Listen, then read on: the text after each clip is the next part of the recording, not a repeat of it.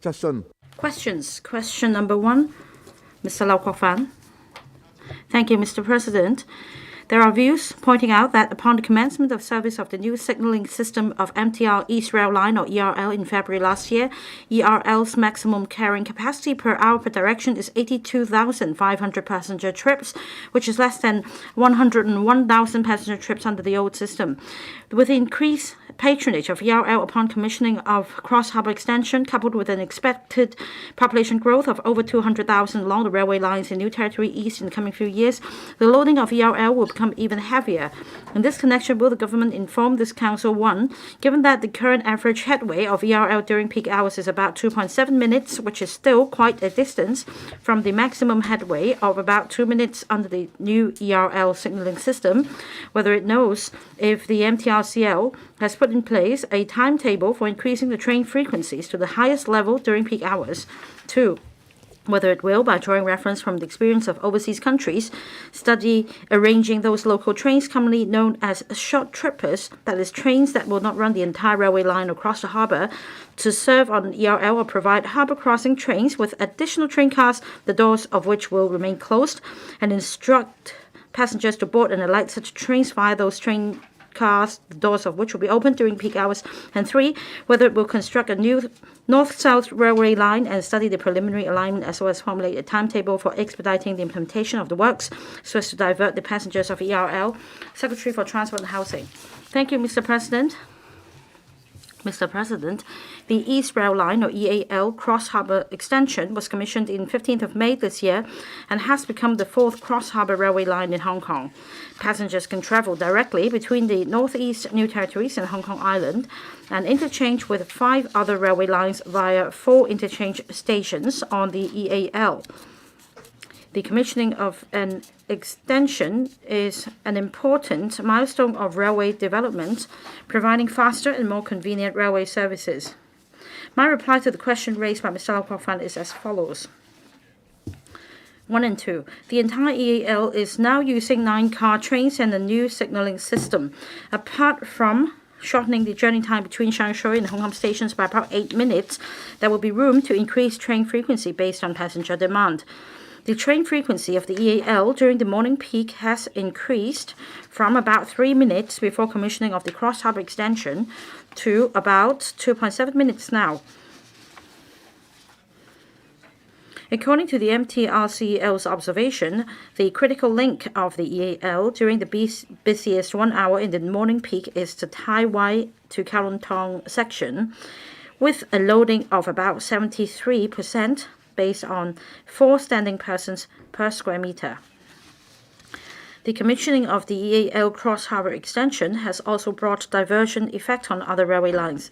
According to preliminary observations, there has been a drop in patronage of the critical link in the morning peak of the Tsuen Wan line by more than 20% and a drop of about 10% for that of the Kwun Tong line, resulting in more even distribution of patronage in the whole railway network.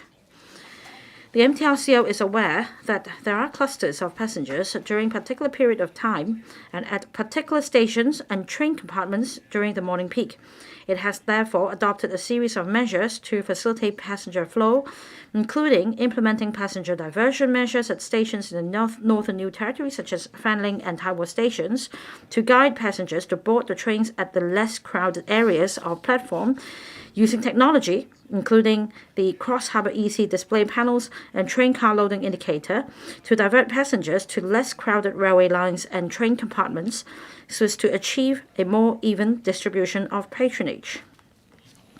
And arranging short-haul trips for stations with more passengers to improve passenger flow, such as arranging short-haul trips from Sha Tin and Tai Po Market stations to Admiralty Station during the morning peak. The government has always encouraged the MTRCL to explore measures to improve passenger flow and enhance passengers' travelling experience. MTRCL will consider various proposals holistically, including whether or not the measure suit the travelling patterns of most passengers, the passenger waiting time, and train schedules. For example, One of the advantages of the EAL is to enable passengers to travel directly between the Northeast New Territories and Hong Kong Island without interchanging. If some trains do not cross the harbour during peak hours, passengers going to Hong Kong Island will have to interchange at Hong Kong or other stations, thus increasing their travelling time and correspondingly the waiting time of passengers travelling from Hong Kong Island to Northeast New Territories. Regarding the suggestion to provide harbour crossing trains with train cars, the doors of which do not open, this will increase the time for passengers moving in and out of the train cars and in turn affect train frequency. Passengers may also need to move along train compartments while the trains are in motion, resulting in safety risks. The government will continue to urge MTRCL to adjust train services and arrange short-haul trips running between busy stations as needed based on patronage and the actual situation to meet passenger demand. The government has been advocating the infrastructure-led and capacity-creating planning approaches in taking forward transport infrastructure projects with a view to unleashing the development potentials of new development areas along the alignment of major transport infrastructure. Transport and Housing Bureau will make its best endeavors to collaborate with the Development Bureau and other bureaus to ensure the provisioning of sufficient transport infrastructure to accommodate the transport need arising from population intake, employment, economic activities of the new development areas. As regards the long-term planning of railway network, based on the development strategy of the Hong Kong 2030 Plus towards a planning vision and strategy transcending 2030 planning study, we are conducting the strategic studies on railways and major roads beyond 2030 to explore the overall layout of territory-wide railway and major road infrastructure and conduct preliminary engineering and technical assessments for the alignments and supporting facilities so as to ensure that the related planning will complement and even reserve capacity to meet the overall long-term development needs of Hong Kong, including Northern Metropolis Development Strategy, etc. The study will also review the impacts of the related transport infrastructure on the existing transport network and to formulate the corresponding strategies. We plan to consolidate the preliminary study findings and commence public consultation in the second half of this year. Thank you, Mr. President. Mr. Lau Kwok-fan. Thank you, Mr. President. Well, the Secretary mentioned infrastructure-led, but now we do not have quarantine-free travel with the mainland. And every day at the platforms, there are already crowds. I asked the Secretary when the train frequency of EAL will be increased to the maximum. That is 2 minutes headway. But the Secretary did not answer me. I understand that for EAL there are 34 trains in total. If we are to increase the train frequency to 2 minutes, how many trains are we talking about? And is there a timetable for the train frequency to be increased? You haven't answered me. Secretary. Thank you, Mr. President, and I thank Mr. Lau for the follow-up question. At the moment, the headway is 2.7 minutes. Now we have a fleet of 34 trains in operation at the moment, and the MTRCL has already procured 3 more trains so as to increase the total number in the fleet from 34 to 37. The new trains should arrive in Hong Kong progressively by the end of this year. Well, under the 37 train operation mode, the train frequency will be increased to 2.5 minutes headway. In terms of the new trains and new signaling system, the overall efficiency can be further increased to about a train every 2 minutes. And in order to achieve that, we need to have 42 trains. The MTRCL will therefore base its decision on the patronage of EAL at the busiest section during peak hour with a loading of about 73%. And the MTRCL is of the view that the 37 train arrangement will cope with the current demand. But we will also take note of the traveling patterns and the changes and increase trains if necessary. Ms. Chen Yuming. Thank you, Mr. President. According to the paper for Northern Metropolis Development Strategy, the goal is to increase the district population to 2.5 million. So in the long run, there will be increase in population in Taguling North District. And the government plans to build a spur line together with more infrastructure in the area. More visitors will be encouraged to use EAL as well. So in terms of the long-term planning for East Rail Line, the government should take the infrastructure-led approach to make sure that the trains will be ready to pick up passengers instead of the other way around. Secretary, thank you, Mr. President, and I thank the member for the reminder. In terms of infrastructure-led and capacity-creating planning approaches, as you know, in a short period of time, we're able to increase the number of trains from 34 to 37, and in the long run to 42. We will also deploy short-haul trains to make sure that the waiting time of passengers for trains will be shortened to improve the traveling experience. In terms of Northern New Territories and the Northern Metropolis Development Strategy, as you know, the plan maps out the number of railway projects, including the one in Hung Shui Kiu. There will be a mass transport system. In Northeast New Territories, there is also another proposal to build an extension line for the Northern Link. In terms of actual implementation, the government will consider the overall planning and conduct further analysis. For Phase 1 of Northern Link, the planning has commenced. So has Phase 2. As for other plans in relation to collaboration with Tianhai, we'll also continue to speed things up, and then we will follow the schedule and follow up on the relevant issues. Mr. Gary Zhang. Thank you, Mr. President. According to the paper submitted by the government to LegCo, after installing screen doors at the platform, it would affect train frequency. And after commissioning of the cross-harbour extension of East Rail Line, screen doors will also be installed. So this will, in theory, reduce train frequency. So has the government assessed the issue of installation of screen doors? And by how much will the average headway of 2.5 minutes be reduced? And how will the government ensure that the capacity and efficiency will remain the same so as not to affect the service quality? Secretary, thank you, Mr. President, and thank you, Mr. Zhang, for the questions. As I mentioned about increasing the train frequency of East Rail Line in terms of implementing arrangements and using technologies, we seek to improve passengers' traveling experience. As for installing screen doors, the preparations are underway. Of course, everyone understands that the passengers should be put first.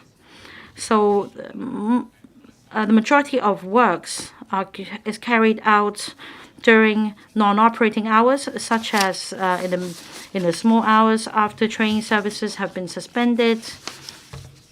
As for work procedures requiring longer periods of time, they would be carried out usually during weekends and non-busy hours. And we will coordinate with the MTRCL to make sure that the screen doors will be installed without affecting commuters. Mr. Yao Wing-kit, my question is this. In order to alleviate the burden on East Rail Line, will the first-class cars be scrapped so as to increase capacity further? Secretary, thank you. Since commissioning of the cross-harbour extension of East Rail Line, we understand that there has been a keen demand for first-class seats. Usually, passengers in the relevant cabins would commute during non-busy hours. So for some passengers, especially elderly passengers, they would like to travel more comfortably. well, even taking first-class seats, the fares are still affordable for the East Rail Line in particular. So when we talk about the loading of about 70% in the busiest 1 hour in the morning peak of East Rail Line, we believe we should keep the first-class cars, which is in line with the public's expectation. But we'll keep in view the situation and adjust our strategy accordingly. Unless there is demand arising in other aspects, we are going to keep the first-class cabins. Mr. Stanley Lee, well, as mentioned by the Secretary, the East Rail Line is very convenient and it is attracting a lot of commuters.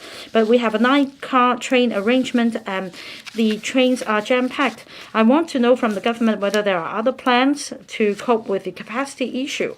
In fact, people have suggested that we should use 10 or 11-car trains.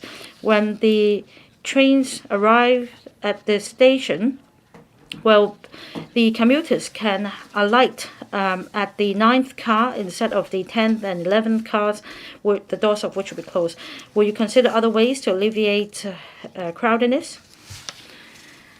Thank you, Mr. President, and thank you, Mr. Lee, for the questions. In fact, I've given my reply here, but let me also elucidate on the point.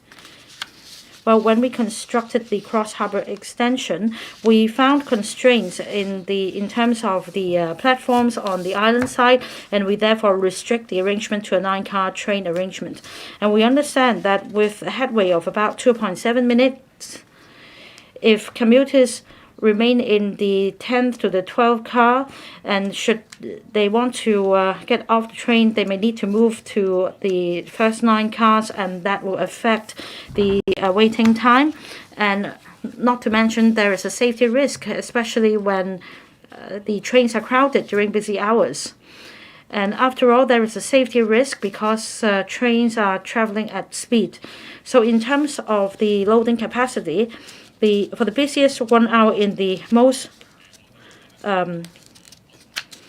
crowded section of the line, there is a loading of about 73% only. So we don't find it necessary. And because of safety reasons, we have reservations about this suggestion. Mr. Andrew Lam, please speak into the mic.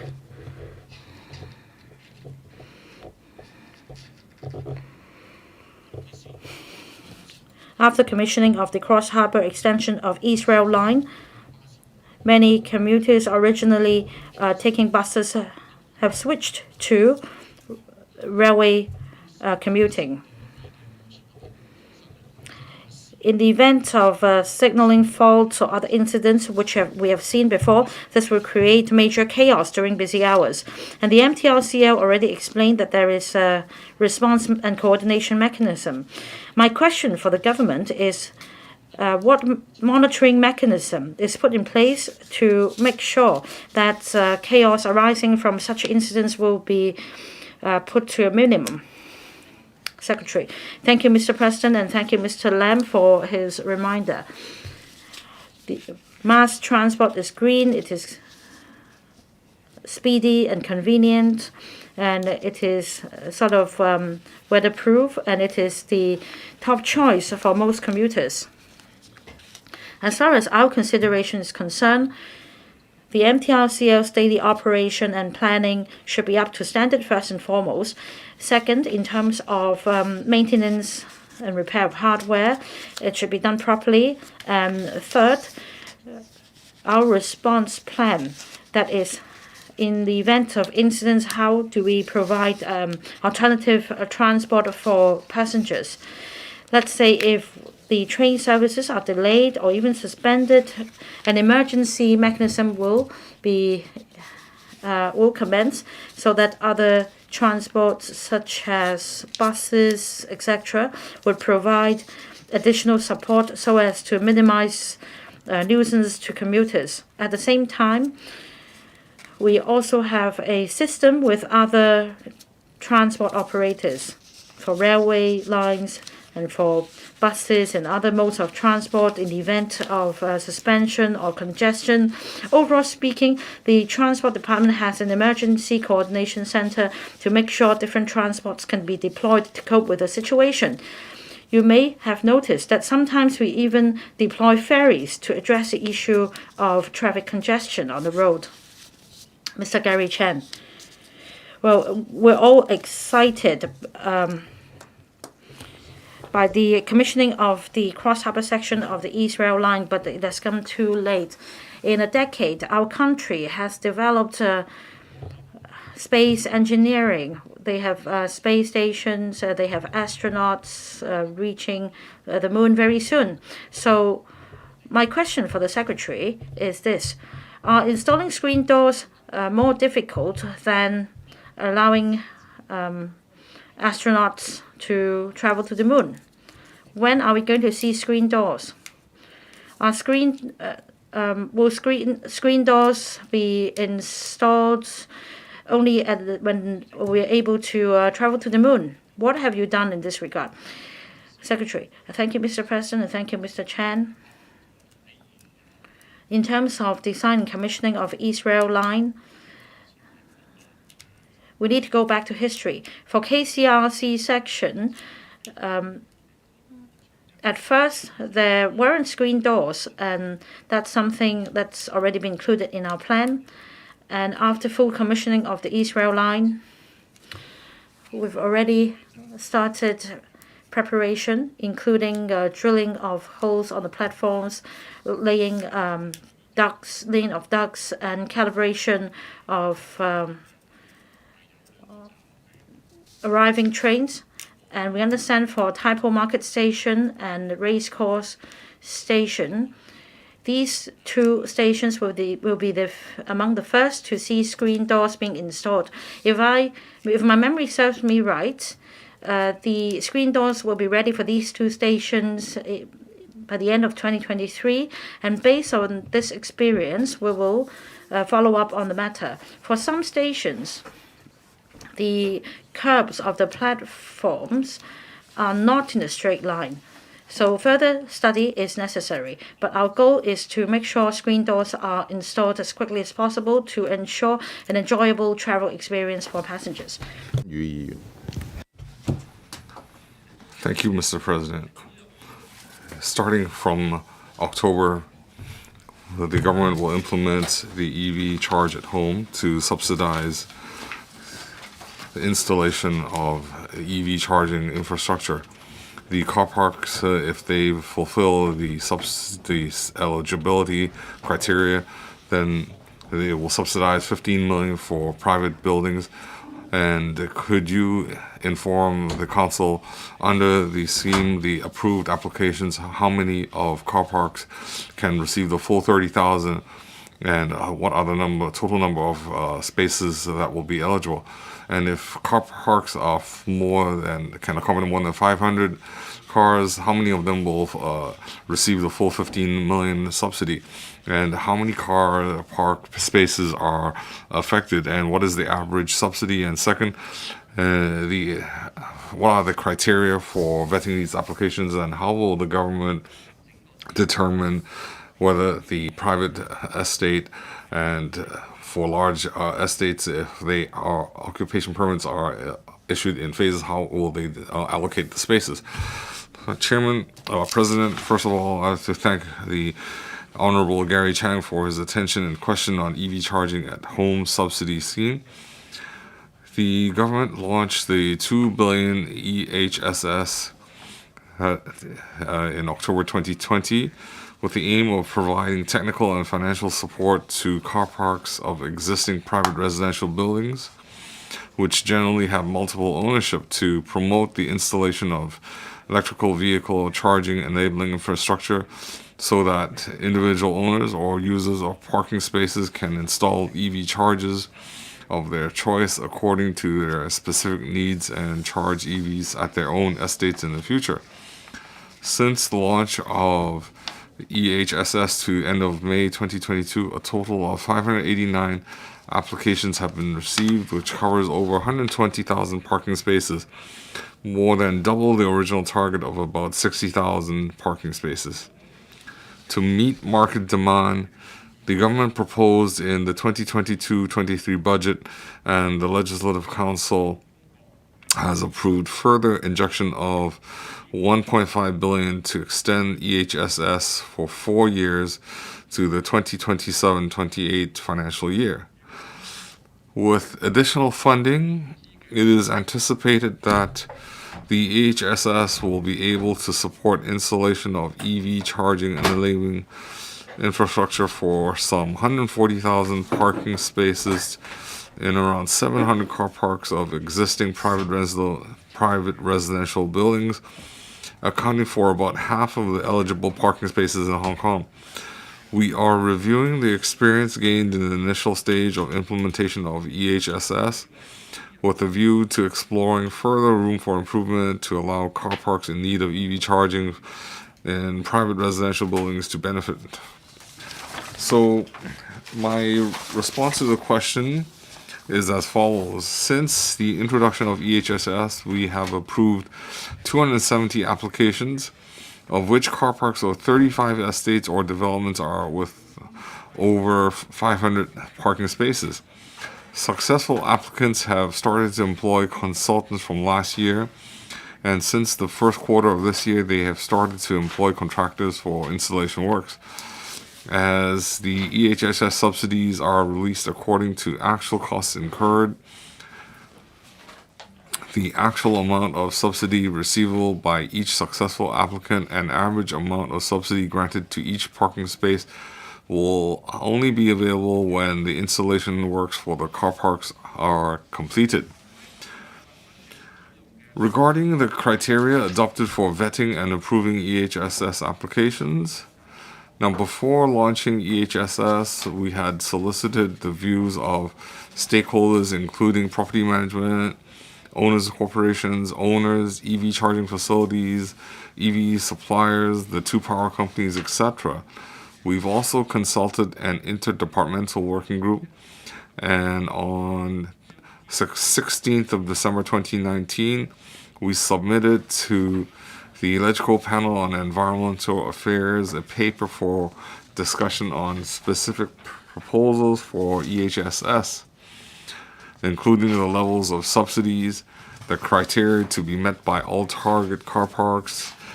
The proposals were supported by the panel. After consulting the working group, Department of Justice, ICAC, we formulated the implementation details and rules of EHSS and set them out in the EV Charging at Home Subsidy Scheme application notes.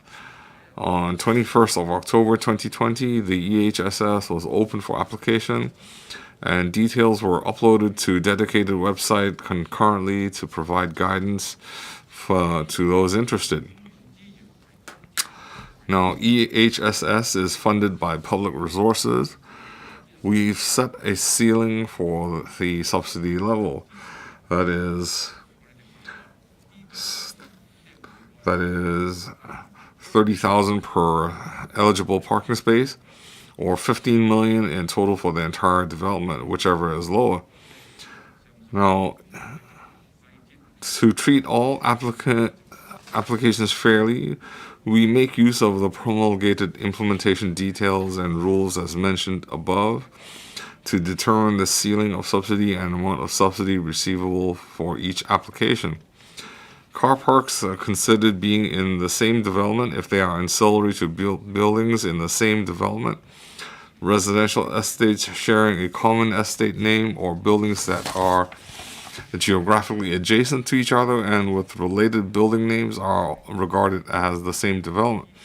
We've received applications from several large-scale residential estates, and these are being vetted and processed accordingly.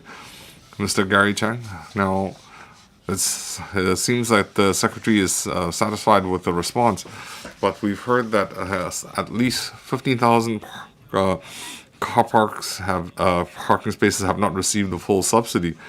Now, the scheme was suggested in 2018, and up till now, the public have the impression that the original intention was 30,000 for each car park, each parking space, and ultimately, it seems like we have more participants, but each car park, the parking space subsidy is less than the intended amount. So that led to a lot of arguments within building, within corporate owners corporations. So in the latest round of subsidy, will the government review the criteria so that more people can enjoy the subsidy? So we don't want large estates to have these arguments. Thank you, Mr. Gary Chang, for your concern and about the development. Now, the original intention was we have people, Hong Kong public living in high rises, and each high rise will have many owners. So how can the different owners be able to have access to EV charging? Now, different estates can come to a consensus, that is, they'll pay for it, and we have different estates adopting this approach. Sometimes the whole estate will undertake the works, or individual owners will undertake the works. Well, some people will say that the overall property management or owners corporation can't reach a consensus. So the government came up with a subsidy scheme. The focus was that the government will subsidize to a certain extent so that they can reach a consensus. A lot of car owners, they should be relatively well off, and they shouldn't squabble over the ultimate subsidy amount. So, Mr. Chang, you'll understand there are economies of scale. When an estate undertakes a large project, it will be cheaper than a smaller building. So, at this point, we have a lot of large estates. They have more.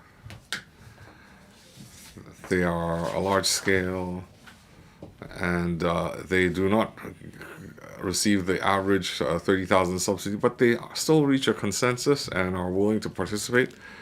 So since that is our policy intention, then they should participate early, because we want the public to understand that EVs will be the trend. So even without a government subsidy, they should undertake this transition. Thank you, Chairman. The government wants to bring down carbon emissions and reach carbon neutral. So an EV fleet will replace fossil fuel fleet. So one requirement is that eligibility, they have to have less than 60% open space car park. But a lot of old estates have more than 60% open air car park. How can these estates receive the subsidy? Chairman, thank you for providing this question. I'll put it this way. Our current policy, as you said,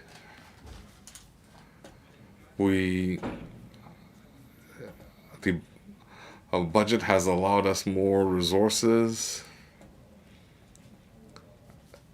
so we still have some room after the queue. So we'll go back and discuss this with colleagues and see how we can promote the EV fleet and outdoor spaces. If you want to install charging infrastructure, the complexities will go up. There are probably wiring issues, cabling issues, but we'll take into account your suggestion, and with the aim of supporting the estates if they can reach a consensus to help reduce pollution, reduce carbon emissions, and so on. Mr. Yu Pak Leung. The EV charging subsidy scheme, we heard the number of applications. It indicates that the public support it, car owners support it. So we're concerned about the progress of works.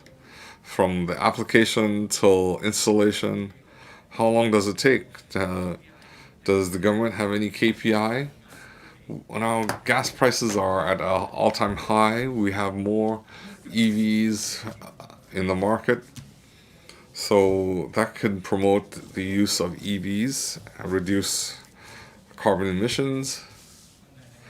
Well, the question is, how long do we have to wait for these facilities? So I hope Secretary can address this issue of speed. Thank you for raising the question of accelerating the schedule. The public has a positive response. We had more than double the number of expected applications. So the first group of applicants, you'll understand that even the different owners corporations, they work with property management companies. They have to reach a consensus and submit an application. So the first group of applicants that were approved, they are at the stage of awarding the contractors to commence work. So these works take 5 to 6 months. So the first batch of completed works, they should be able to complete it within this year. So we can see the first group of applicants and how long it takes for them to receive or to enjoy the facilities. We now see that for every 2 new vehicles, one of them is an EV, and we are working with colleagues to learn from our experience and speed up the process. So we already have accumulated some experience, and the industry and government should be able to learn from that experience and speed up future applications. So by the end of this month, we'll have 2 online workshops. We'll get all the applicants, owners corporations, property management companies. Now, we have to coordinate the efforts of property management companies and owners corporations and the government. So I agree with what you said. We already see a timetable. Can we compress it even further? So we'll have to rely on the upcoming online workshop and put our heads together and see if we can speed up the schedule.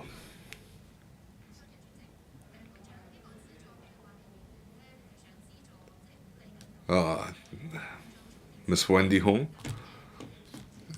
We want the policy was to encourage the use of an EV fleet, but Hong Kong has a lot of estates receiving the subsidies, but the usage is very low.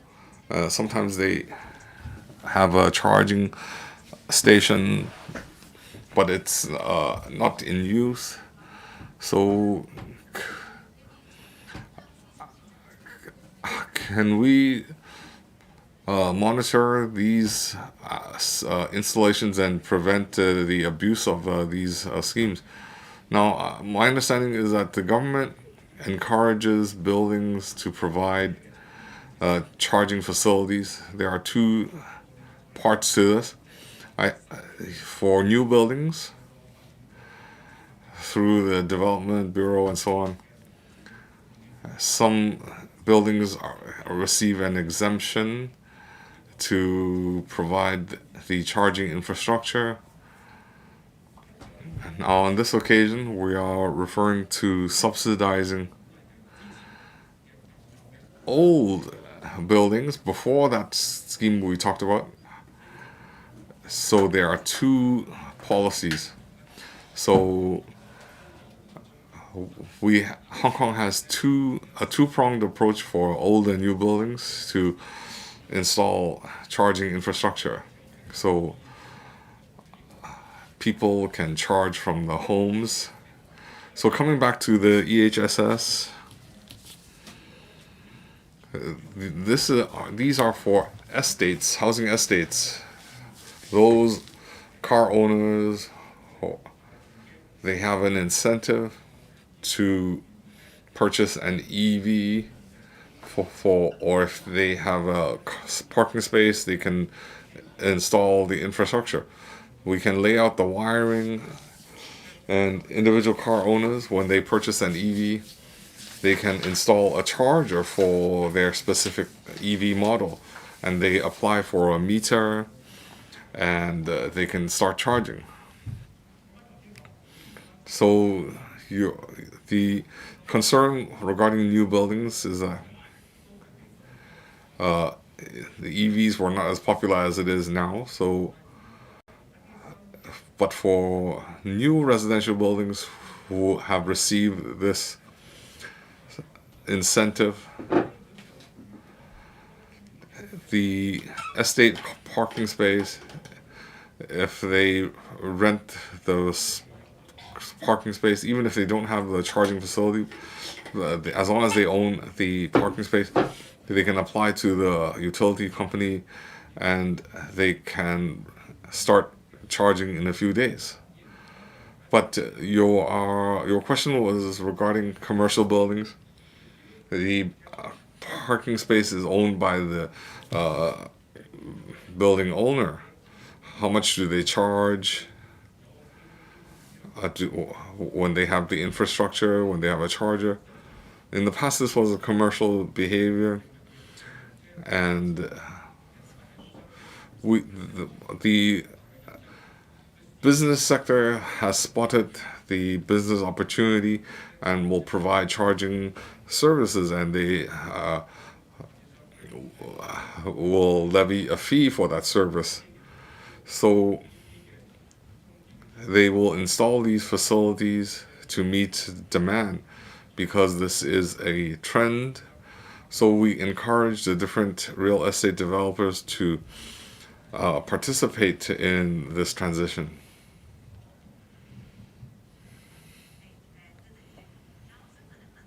I'd like to ask Ms. Doreen Kong, I'd like to ask, why do you have only 2 online workshops? A lot of buildings, they have applied for the subsidy. Could you conduct a few more rounds of these online workshops? Ms. Doreen Kong, you can only ask one question.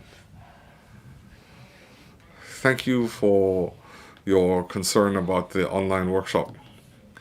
Now, it's an online arrangement. A lot of people can participate. During COVID, we want to meet the largest number of buildings as possible. Well, I can also instruct my colleagues, if necessary, we can add an extra round of these online workshops. Well, we want the public to understand the EV home subsidy scheme, and we would like more owners to understand this development. We have earmarked hundreds of spaces, and we do expect capacity for more applications. So I want to tell the public that they should join as soon as possible. We want different owners, even though the ownership is divided, that they should reach a consensus. So the government has taken one step and encouraged them to participate. The government might not have a second round of subsidy. It will be the owner's responsibility to reach a consensus. So the government blueprint has stated that by 2035 or earlier, we will legislate, we will amend the law and require that private vehicles be EVs or have zero emissions. So you'll have to understand that this is the trend, and you'll need to be able to meet this new development. Question 3, Honorable Jimmy Ng. Thank you, President. There are views that postage stamps are the name cards of a country or region, as demonstrated in the Ukrainian authorities' recent issue of a set of military-themed postage stamps, of which more than 5 million sets have been hotly sold worldwide. In view of this, Hong Kong Post should take on a new mission for the new era and present a good narrative about Hong Kong through the stamps it issues, thereby enhancing Hong Kong's international image. In this connection, will the government inform this Council, one, of the stamps issued by Hong Kong in the past 5 years set up are the themes of such stamps and an illustration of the popularity of such stamps by their sales volume as an indicator. D, whether Hong Kong Post will, in view of the changes of time, step up its public engagement efforts in respect of the theme selection and design of stamps. And 3, whether Hong Kong P will, by making reference to the relevant advanced experience of the motherland and other countries, make bolder and more beneficial new attempts in respect of the theme selection and design of stamps to publicize through the stamps Hong Kong's economic achievements and development opportunities, enhancing Hong Kong's international image as a result. If so, of the details, if not, the reasons for that. Secretary for Home Affairs. President, stamps with a long history of development generally reflect the many facets of the places of issue in terms of their history, culture, and society, despite the limits of their size. Since the establishment of the Hong Kong Special Administrative Region, Hong Kong P Post, Hong Kong P has continuously released relevant stamp series to proactively promote the successful implementation of one country, two systems, and publicize Hong Kong's integration into the overall development of the country, which brings about new opportunities. My reply regarding the 3 sub-questions raised by Honorary having consulted the Commerce and Economic Development Bureau and the HKP, is as follows. The special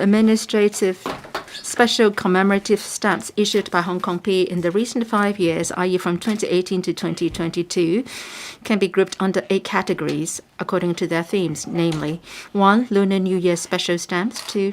Major events of the year, 3. Series related to the country, 4. Joint issue with China Post and Macau Post and Telecommunications Bureau, 5. Government services of the Hong Kong SRG, 6. Children's stamps, 6. Other themes, and 8. Heartwarming stamps. As regards the above categories, HKP has issued 67 sets of stamps in the recent 5 years in total, including 5 sets of stamps under Lunar New Year, 13 sets of stamps under major events of the year, including the 25th anniversary of the establishment of the Hong Kong SAR and the 25th anniversary of the station of the Chinese People's Liberation Army in Hong Kong. 10 sets of stamps related to the Sea country, including our motherland's history of development, World Heritage in China series, etc. 1 set of stamps on Hong Kong Zhuhai-Macau Bridge under Category 4, issued jointly with the China Post and Macau Post and Telecommunications Bureau. 5 sets of stamps related to government services, including our police force. 2 sets of stamps on under children's stamps. 30 sets of stamps under other topics covering culture, arts, and traditions, and 1 set of heartwarming stamps. The sales of individual sets of stamps are affected by different factors, such as the themes, the types of stamp products issued, and the face values. Among the more popular stamp categories, the sales volume of Lunar New Year stamps, i.e. Category 1, generally amounts to $20 to $30 million. The sales volume of the series related to the country, i.e. Category 3, generally amounts to $6 million. As regards individual popular themes, the sales volume of, say, the 100th anniversary of the founding of the Communist Party of China reached $12 million. The sales volume of other themes, i.e. Category 7, generally amounts to $6 million, where individual popular stamp themes related to classic characters or novels such as Bruce Lee's legacy in the world of martial arts and characters in Jin Yong's novels reached $25 million and $41 million, respectively. In terms of the stamp themes and designs, HKP has been encouraging different public sectors and public to participate. They are welcome to submit proposals on stamp themes. Besides, HKP also seeks ideas and supportives on stamp themes from government bureaus, departments, statutory bodies and institutions, district councils, universities and schools, etc. In the recent 5 years, Hong Kong Post received about 60 to 70 suggestions on stamp themes on average per year, of which around 20 suggestions were submitted by members of the public. The Stamp Advisory Committee adopted a number of stamp themes suggested by members of the public. For example, the Chess Games Delight under Category 6 children's stamps and characters in Jin Yong's novels and Old Master O under Category 7 other themes. To step up public participation in stamp designs, Hong Kong Post organized stamp design competitions. In addition, since 2000 and just before the outbreak of the epidemic in 2019, Hong Kong Post have been organizing, with the Education Bureau as the co-organizer, annually the inter-school stamp exhibits, competitions, and workshops on making stamp exhibitions with various local philatelic societies to foster interest of the public on philately. In recent years, Hong Kong Post has issued stamps under a wide variety of themes to showcase the various characteristics and development of Hong Kong, which include 1. Since the return of Hong Kong to our motherland, Hong Kong Post has issued a set of stamps on the series every 5 years to showcase the diversified development of Hong Kong. For example, the 25th anniversary of the establishment of the Hong Kong SARL commemorative stamps to be issued on July 1st this year. 2. To publicize the commissioning of large-scale infrastructure projects, Hong Kong Post issued Hong Kong Zhuhai Macau Bridge stamps to commemorate its commissioning. 3. To showcase the advantages for the development of Hong Kong under the one country, two systems, and our motherland's support, Hong Kong Post has released a special stamp issue depicting Hong Kong International Legal Hub to signify the establishment of the legal hub. On the 30th of June this year, the special stamps under the theme of Hong Kong Palace Museum will be issued to showcase the precious collections from the Palace Museum and promote the study and appreciation of the country's arts and culture by members of the public. And 4. To promote the new development opportunities brought by Hong Kong's proactive integration into the overall national development, Hong Kong Post has issued Guangdong Hong Kong Macau Greater Bay Area special stamps and Guangdong Hong Kong Macau Greater Bay Area Development special stamps, featuring the strategic functions of Hong Kong on taking forward the development of the GBA and the 3rd anniversary of the publication of the Outline Development Plan of GBA. Looking forward, Hong Kong Post will, through the release of stamps on various themes, continue to make proactive efforts to promote Hong Kong's integration into the country's development and demonstrate the great advantages it has in leveraging the support of the country while engaging the world at large. Thank you. Mr. Jimmy Ng. Thank you, President. I understand that in January every year, members of the public will be invited to submit themes for the stamps, which will be issued in the following 2 years. And it takes around 18 months to print the stamps. Say for ad hoc themes, is there a mechanism for the ad hoc themes to be incorporated in your stamp issue program? Thank you, President. Thank you, Mr. Ng, for your follow-up question. We do have the mechanism. Generally, it takes time for us to design stamps. There is a process to go through. There are different avenues, as stated in my reply, for collecting themes from the members of the public and also from various policy bureaus and departments and other organizations. And we will look at these suggestions and consider them, and then we will forward them to the Stamp Advisory Committee to do a preliminary assessment. If the themes are considered suitable, then we will engage our professional designers. We do have a team to come up with an initial design, and then that will be taken back to the assessment committee to decide on the most appropriate design. And after that is done, the stamp will be printed and produced. every 5 years, we are showcasing a series marking the return of Hong Kong to our motherland. That is prepared well in advance, so the series can be produced in time every year. And Mr. Ng referred to ad hoc themes. Well, we can do that. Say, for example, the Winter Olympics, our country's team has performed well, and in the Tokyo Olympics, we have performed excellently. So we have come up with stamps to commemorate the excellent performance of our motherland's team. So that can be done urgently.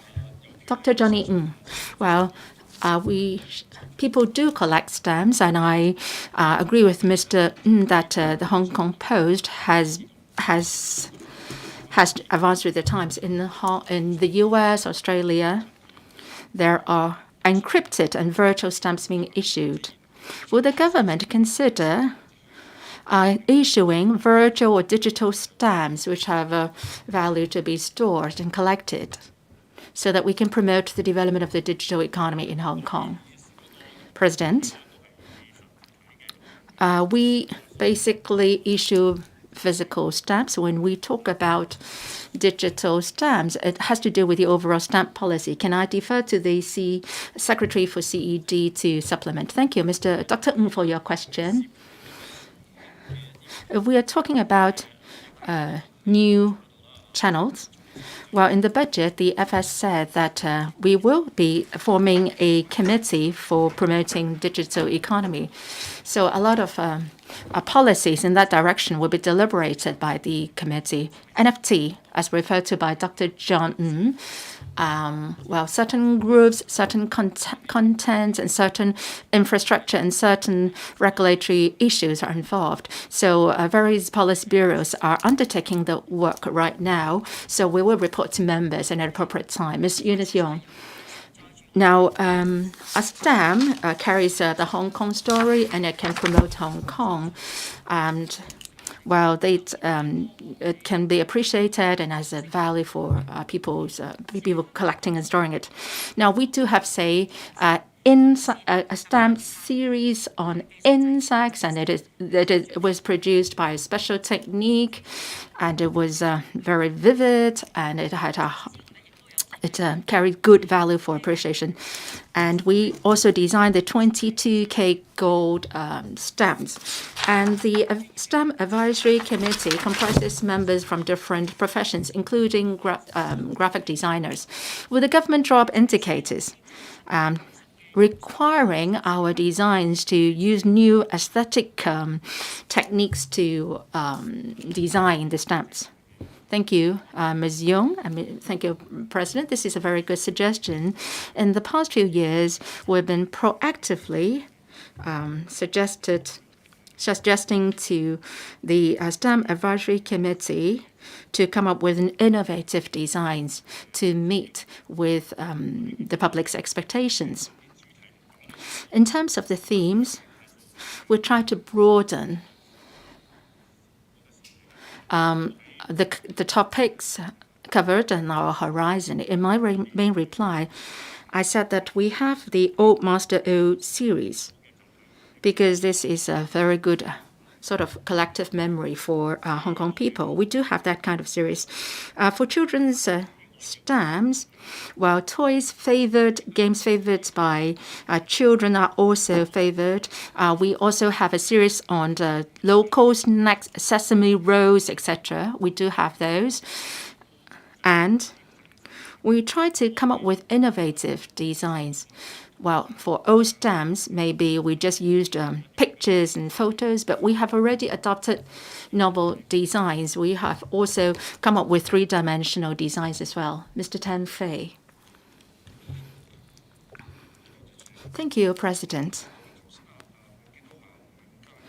Mr. Jimmy Ng's question focuses on promoting Hong Kong or enhancing Hong Kong's international image through the issuing of stamps. And then the Secretary said that stamps come in Hong Kong come with different designs, cover different themes, covering the achievements of the motherland, and that is good. But then for Hong Kong Post and other government departments, how do you promote such beautiful stamps to among the international community? Would you be promoting the stamps through the internet, through organizing special events, and so on? So how do you promote Hong Kong through stamps overseas? Thank you, President. Thank you, Mr. Tang, for your question. In terms of publicity, we would adopt online and offline avenues. Like what Mr. Tang said, we would be promoting the stamps through Hong Kong Post. As for online promotion, our Stamp Development Committee has also adopted, say, Facebook, Instagram, in promoting our stamps. And on dedicated special themes, we will produce APIs, like what the Secretary said, for themes covering cartoon, comic characters, and so on, and also Feel 100% and so on. We would be producing APIs on those and then promote them through online platforms. And also we organize different activities. We go to different schools and organizations to promote the stamps. We also participate in stamp exhibitions locally and overseas. So these are our promotion platforms. Mr. Perry Yu. I support what Mr. Jimmy Ng suggested, that we should enhance Hong Kong's international image through issuance of stamps. While being a part of the tourism trade, it's important that we enhance Hong Kong's international image. Now, the Hong Kong Post has been working hard on issuing stamps covering themes like the geopark and declared monuments and other cultural facilities and so on. And that can help in promoting Hong Kong's overall image. But my question is, on the choice of themes for stamps, you do have a consultation process. And are you consulting the specific sectors like the tourism sector? Can we participate in any way? Thank you. President. Thank you, Mr. Yu, for your question. We do have such channels. We have set up the Stamp Advisory Committee, and in my main reply, I also said that we will go to the district bodies, universities, statutory bodies to seek their suggestions. On special themes, we would also consult the relevant sectors. For example, for the heritage trails in Hong Kong, Hong Kong's geopark and so on. We also consulted the relevant sectors and sought their views. We would like to consult as many as possible so that the stamps, good stamps can be issued. Question number 4, Mr. Chen Pui-Lung. There are views that although the coronavirus disease 2019 epidemic has now subsided, there is still a risk of an outbreak of an epidemic in the wake of the relaxation of social distancing measures and entry restrictions, coupled with the emergence of mutant strains. Regarding the preparatory work for coping with an outbreak, will the government inform this council, 1, given that there are still imported cases from time to time currently, whether the government has reviewed the effectiveness of the measures to guard against the importation of cases, if so, of the details, if not, the reasons for that. 2, given that volunteers from a number of district organizations and community groups took the initiative to assist the government in distributing supplies when the 5th wave of the epidemic was severe, whether the government will, in mobilizing social forces to fight the epidemic in the future, devolve some of the decision-making powers to district units which are smaller in size and have greater flexibility, so that anti-epidemic work can be carried out in a down-to-earth manner, if so, the details, if not, the reasons for that. And 3, given that the government appointed an expert committee in 2003 to conduct a review on the government's work in handling and controlling the severe acute respiratory syndrome, commonly known as SARS, but some of the recommendations put forward by the expert committee have not yet been implemented. Whether the government will review afresh the recommendations of the expert committee, prepare a review report on the government's current epidemic prevention work, and formulate a contingency plan for epidemic prevention. If so, the details and timetable, if not, the reasons for that. Secretary for Food and Health. Mr. President, adhering to the pursuit of dynamic zero infection, the government continues to implement the anti-epidemic strategy of preventing the importation of cases and the resurgence of domestic infections, and focuses on three reductions, three focuses, and one priority, which means focusing on reducing deaths, severe cases, and infections, highlighting key groups of people, organizations, and premises, and according priority to the elderly. We aim to build a stronger citywide protection barrier against the virus, thereby allowing our society to make steady strides along the path to normalcy. In consultation with the Home Affairs Bureau and the Hospital Authority, my reply to the various parts of the question raised by Mr. Chen Pui-leung is as follows. 1. As the global pandemic persists, and in view of the short incubation period of the Omicron variant, the detection of imported cases among inbound persons is unavoidable.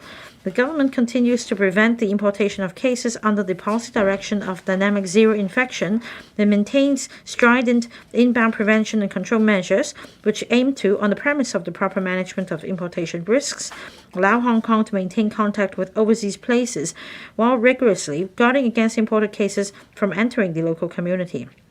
In order to be allowed to board for Hong Kong, generally persons coming to Hong Kong from overseas places must be fully vaccinated and hold a recognized vaccination record, hold a negative result proof of COVID-19 test conducted within 48 hours before the scheduled time of departure, and hold a confirmation of room reservation as a suitable designated quarantine hotel or DQH.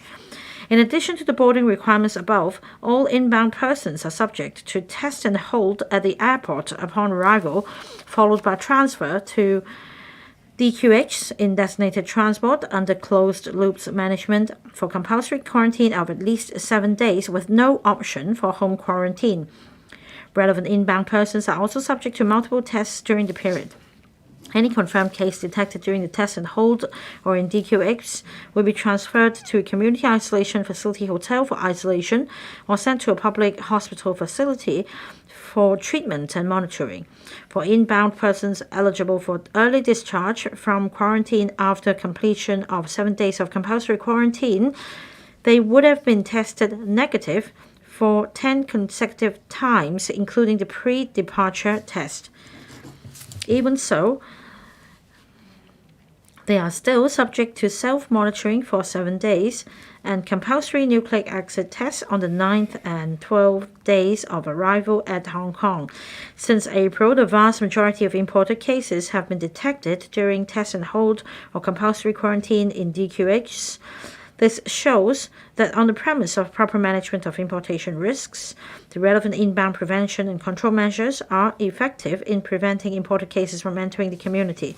The government will continue to closely monitor the epidemic situation of different places and will consider under the risk-based principle factors such as the epidemic situation in particular places, testing rate, vaccination rate, volume of arrivals and actual imported cases, as well as taking into account the developments of the local epidemic situation and the relevant socio-economic factors to adjust the boarding, quarantine, and testing requirements for arrivals from places as the situation warrants.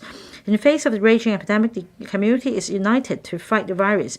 Among them, many sectors of our society, including local organizations, NGOs, clansmen organizations, charity groups, volunteers, uniform groups, youth organizations, religious groups, and ethnic minorities, service organizations, etc., have been actively responding to the government's call to participate in the packaging and distribution of anti-epidemic service bags.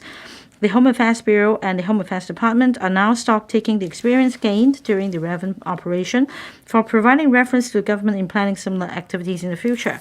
3. After the SARS outbreak in 2003, the government established the expert committee to conduct a review on the management and control of the epidemic, as well as identify lessons to be learned to better prepare Hong Kong for any future outbreaks. Over the years, the government and the hospital authority have made efforts to optimize the healthcare system in Hong Kong with reference to the recommendations of the expert committee. Apart from setting up the infectious disease center at Princess Margaret Hospital, infectious disease facilities in 9 major acute hospitals have also been strengthened. In response to the COVID-19 epidemic, the hospital authority also converted some general wards into temporary isolation wards and established a number of designated hospitals during the 5th wave. Together with the original isolation beds, a total of about 11,500 beds could be provided for receiving COVID-19 patients. In addition, having experienced the SARS epidemic, the hospital authority has already formulated response plans for communicable diseases with public health significance and established a rigorous monitoring mechanism to identify and arrange suspected infected patients to receive isolation treatment in hospitals as soon as possible so as to prevent community transmission. At the same time, a series of measures on the infection control guidelines and training, information dissemination, as well as occupational safety and health have also been implemented. The hospital authority will review anti-epidemic measures, adjust response plans, and conduct drills with relevant departments with reference to the latest international recommendations and expert opinions in order to be prepared. Over the past 2 years, we have been conducting periodic reviews of our experience in combating the epidemic, listening to the views of experts and different sectors of society, and continuously optimizing our anti-epidemic measures, manpower, and capabilities. At the same time, we closely monitor the epidemic situation and formulate policies as well as preparedness plans in order to prepare for an outbreak or arrival of the next wave. The government is open to conducting a timely review and formulating future anti-epidemic contingency plans after the pandemic. Thank you, Mr. President. Mr. Chan Pui-Leung. Well, recently, there's been a resurgence of confirmed cases, and the chief executive agreed yesterday that according to various parameters, we seem to have a rising trend. It is expected that in the coming days, there may be 1,000 confirmed cases a day. So on this point, I'd like to ask the government for its assessment of the epidemic situation. Is it the 6th wave now? And when are we going to designate hotels and clinics to prepare for the next wave of the epidemic? Secretary. Thank you, President. Thank you, Mr. Leung, for the questions. In fact, for a while in the community, according to various indicators, we have identified a rising trend. We believe this to be a rebound of the 5th wave. Now, with the catering establishments and scheduled premises reopening and with increased economic activities in the community, we're having more activities and exchanges among people, and that rising trend is only to be expected. Of course, we continue to take a rigorous approach in handling the epidemic. On the one hand, we continue to monitor these parameters. On the other hand, we also have a number of indicators relating to hospitals, including the COVID-19 patients admission rate, the number of severe cases and death cases, and also vaccination rate, which is also on the rise. We understand that in the community, we have a certain level of protection. Now, we have some indicators remaining steady, and yet we also see an increase in the number of confirmed cases along with other indicators.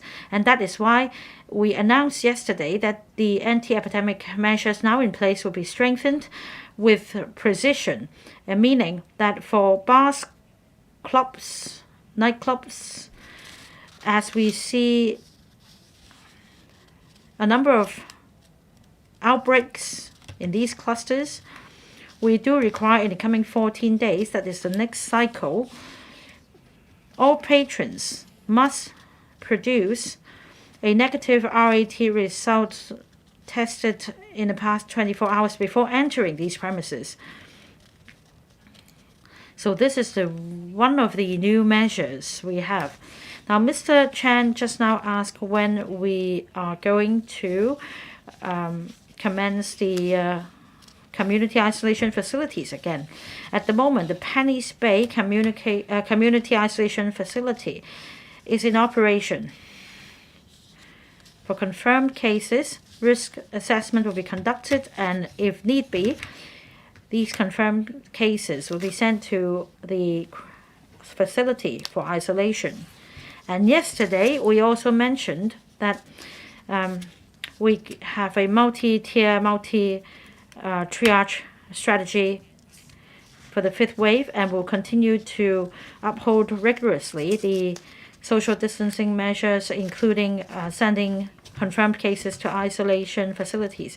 For example, if there is a confirmed case sharing the same room or toilet with the other household members, the confirmed case should not be subject to home isolation. Instead, the case should be sent to our isolation facility. This is to safeguard the health of the general public as well as their family members. And this policy will be upheld stringently. As for contact tracing and increasing the capacity for PCR tests and testing for elderly, medication, etc., we'll continue to take forward these initiatives, and we will meanwhile continue to keep in view the various indicators to try our best to control the epidemic. Mr. Kenneth Lau. Mr. President, you may recall that during the peak of the fifth wave, many social organizations have taken the initiative to gather resources and distribute them to the community, especially anti-epidemic service bags. Now, but some organizations might have constraints, and as a result, they might have distributed resources repeatedly, leaving some not being able to obtain any. However, according to the main reply from the administration, I don't see any explanation how the administration will step up cooperation with these organizations. Now, will the government consider playing a coordination role in the future so that resources collected in community can be redistributed more effectively? Secretary. Thank you, Mr. President. Thank you, member, for the question. Indeed, in the fifth wave, because of the feature of the Omicron variant being highly transmissible, the number of confirmed cases in a day once reached 10,000. So within the government, we work with different healthcare institutions and government departments to fight the epidemic together in terms of stepping up testing and distribution of anti-epidemic resources. We've done our level best, but we also note Mr. Leung's comments. Indeed, meanwhile, there have been a lot of community organizations and groups staying united to distribute resources to the community, and they would very much want to lend a helping hand as well.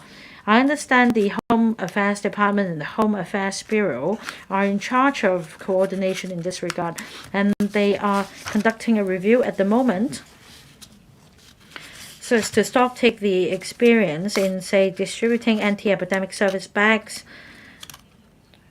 so as to provide reference to the government in planning similar activities in the future in the event of similar incidents arising again, so that we can have better cooperation with community organizations, so that we can all stay united in fighting the epidemic. Mr. Edward Leung. The 6 cabin hospitals and community facilities have been converted to a standby mode. Now, if the 6th wave hits us, how soon can we raise our capacity? Because many colleagues have returned to their original positions, and we have several thousand temporary jobs cut already. Because we're concerned that these facilities won't come on stream until very late, just like what happened in the 5th wave. Secretary. Thank you, Mr. Leung, for the question. As we mentioned earlier, we have different preparedness plans to cope with a future major outbreak or future wave as part of our anti-epidemic strategy. And like Mr. Leung said, we do have facilities, in particular community isolation facilities, and it's all about when we start the operation. Indeed, at the moment, they are on standby. And in order to commence operation, we need to take 3 steps. First, in terms of managing these facilities, and second, in terms of healthcare staff for providing services in the facilities, and third, the security guards and cleaners. I mentioned these 3 fronts, and we do have the relevant plans to kickstart operation in a short period of time. There may be different needs in these different areas. Now, for healthcare staff, according to the plan, they can start the work in just 24 or 48 hours if necessary. Now, having drawn on the experience in the 5th wave, in terms of our preparedness for the next wave and the necessary manpower, we have preparedness plans. Mr. Martin Liao, Mr. President, the 5th wave has shown that the public health care resources in Hong Kong are insufficient in coping with a major outbreak, in particular, manpower. For frontline manpower, there is a severe shortage. In terms of epidemiological and communicable disease expertise, we do not have sufficient professionals. So, in terms of public health care, prevention of diseases and control of diseases, is there sufficient training? Secretary. Thank you, Mr. President, and thank you, Mr. Liao, for asking a very good question. In the past 2.5 years, whilst fighting the epidemic and being very responsive to cope with the situation, we also need to plan for the future. Mr. Liao referred to training, especially training in response to major healthcare, public health incidents, and communicable diseases. In universities and in the medical colleges, we do have dedicated training. In my recollection, in fact, after SARS, training of this nature has been stepped up substantially. And I do agree that we should continue to step up training for our healthcare staff so that they can be equipped with the latest knowledge and statistics,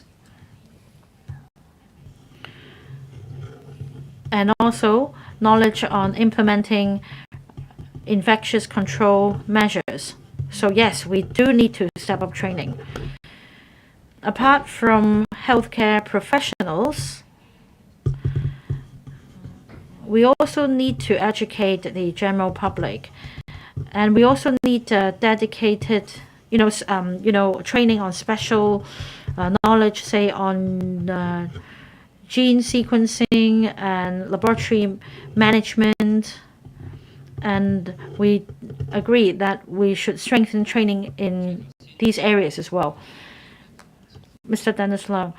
Well, just now, Mr. Edward Leung asked about isolation facilities, and the Secretary mentioned that the 3 reductions, 3 focuses, and 1 priority strategy. And community facility could help prevent the virus from spreading in the community. The FTU has this experience. We found that in terms of employing security guards and cleaners, the situation leaves much more to be desired. Now, sometimes they may be hired at very good wages, and sometimes they may all be sacked in one go. We put the question to the Department of Health to no avail, and I wonder if you would consider having auxiliary teams, such as the auxiliary police or the auxiliary medical aid service,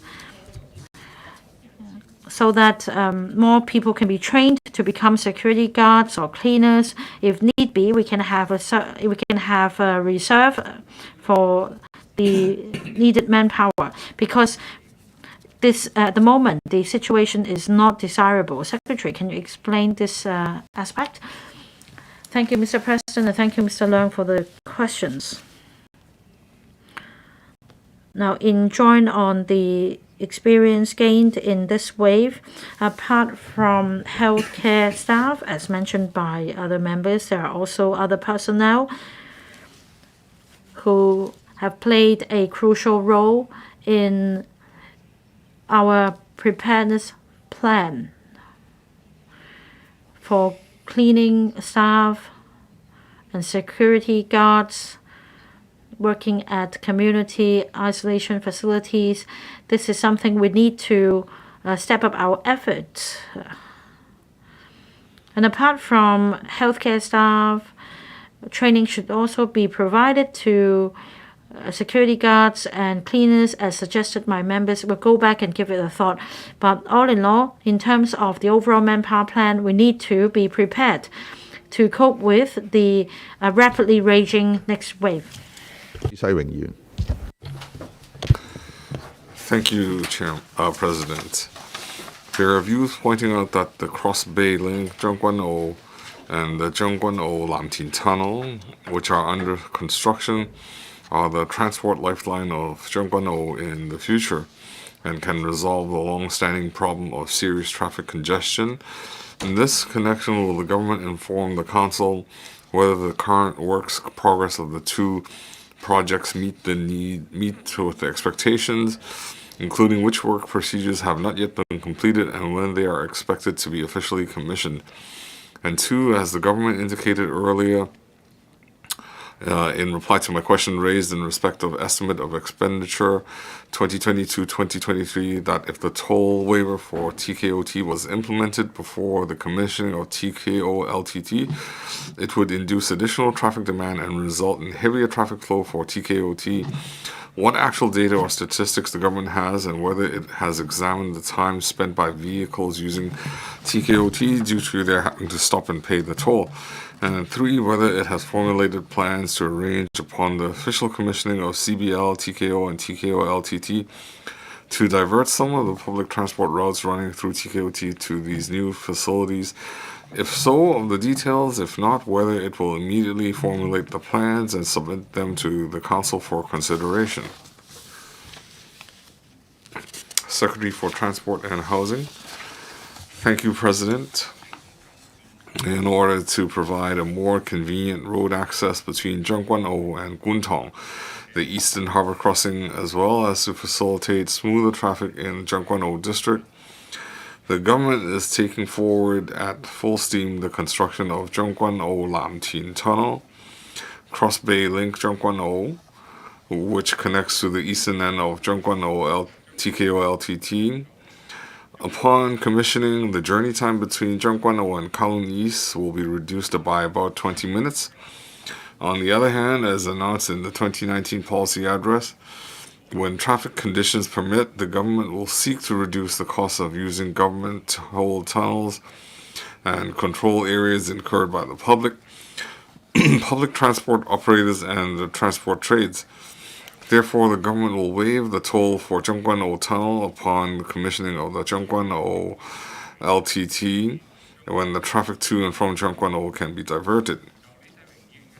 After consultation with Civil Engineering and Development Department and Transport Department, my reply to various parts of the question raised by the Honorable Stanley Lee is as follows. At present, installation of all major structural components of CBL has been completed. For the TKO-LTT, the structural works of administration building, the ventilation buildings, tunnels, and various viaducts have been substantially completed. The project team is pressing ahead with electrical and mechanical equipment, ventilation, fire services, connecting roads, noise barriers, traffic control, and surveillance, and utilities, with a view to commissioning the two projects in tandem this year. The congestion of Zhongguan-O Tunnel is due to traffic flow exceeding design capacity. According to traffic figures in 2021, During the morning and evening peak hours on weekdays, the number of vehicles using the tunnel exceeded design capacity by 40 to 50%. The pictures illustrating the congestion are at the annex. Taking the weekday morning peak hour condition of Kowloon-bound traffic of Zhongguan-O Tunnel as an example, traffic congestion is observed from time to time at the tunnel portal, even when there is no tolling facility. You can refer to Exhibit 1 of Annex. The traffic queue can extend to some 1.6 kilometers from the tunnel portal to Wanbo Road near the Hong Kong Velodrome, affecting the traffic of the local roads. Nevertheless, the traffic between the tunnel portal and the toll plaza is relatively smooth. You can refer to Exhibit 2. For weekday evening peak hour condition of Zhongguan-O bound traffic, there is traffic congestion between the toll plaza and tunnel portal, and some of the traffic queues can tail back to beyond the tolling facility. You can refer to Exhibits 3 and 4. Now, some will argue that stopping to pay toll is a contributor to congestion, but according to my explanation and looking at the diagrams, we can understand that that is not the case. The congestion of Zhongguan-O Tunnel stems from number of vehicles using the tunnel exceeding the capacity of the tunnel during peak hours. At present, if the queuing time is not accounted for, it takes a few seconds for a vehicle to make toll payment using cash or stop-and-go payment at Zhongguan-O Tunnel. So stopping to pay toll is not the root cause of traffic congestion. If the toll of TKOT is waived ahead of commissioning of the TKO LTT, it will induce additional traffic demand, aggravating the current traffic situation. It's anticipated that the traffic queues will extend rather than be shortened, further affecting local roads. Therefore, from the management perspective, it's more prudent to waive the toll of TKOT upon commissioning of TKO LTT. To tie in with the upcoming commissioning of TKO LTT, the TD is exploring ways to enhance franchise bus service network and to provide public with more convenient and efficient options of public transport. For example, after consulting the district councils, TD will proceed to introduce a new bus route plying between Hong Sing Garden in Zhongguan-O and Taipo Industrial Estate via the TKO LTT. The TD is also identifying more new bus routes via the TKO LTT and will consult the district councils before implementation. Now, after commissioning of TKO LTT, the Transport Department will explore the feasibility of diverting some of the existing bus routes to route through TKO LTT upon further reviewing of actual traffic conditions of Zhongguan-O District and the two tunnels, the operation of relevant bus routes, the utilization of TKOT, bus interchange, and other relevant factors. When considering suitable proposal, TD will examine individual bus routes and whether travel time can be saved. President or Secretary, I think you're familiar with this picture. It's a traffic congestion picture. It's because of congestion we can take such a photo. Now, when I was nominated for elections, I was instructed to give specific suggestions rather than just criticisms. Now, in this question, I have also included my personal opinion, but the government, unfortunately, they have come up with a bunch of excuses. We asked whether we can have 9 carriages and 10 carriages. So moving on to this question, now by waiving the $3 tunnel toll, why can't it reduce congestion? The government answered that the traffic flow will increase. Well, when cars stop and pay, it will increase the delays. So the whole congestion arises from toll paying and congestion. Mr. Stanley, I want to ask, now since you've declined my proposal, have you consulted the 500,000 Zhongguanou population? Thank you, Mr. Lee, for your follow-up. The traffic management tolls have never been a consideration. We have considered only traffic management, how we can shorten the travel time, how can we enhance the travel experience. Now, if you review to Mun Chelapgok, when that tunnel was commissioned, at the same time we waived the Qingma Bridge toll. So all this indicates that in traffic management, our principles and efficiency have to be considered. At the same time, when traffic is moving smoothly, we want to reduce the traffic or travel expense, and we also need to consider the interests of transport operators. So please rest assured that TKO tunnel toll, the financial implications are not a concern. It's just a traffic management issue. Now, during the process, we have previously made it clear that when TKO LTT is commissioned, when traffic conditions improve, we will waive TKO toll. Now, I believe Mr. Lee is aligned with us that we want to provide a safe and convenient travel experience for commuters. Ms. Lam Sowai, as a Zhongguanou resident and a district councillor, I'm stuck in traffic with some 400,000 Zhongguanou residents in the morning and at night after returning home from work.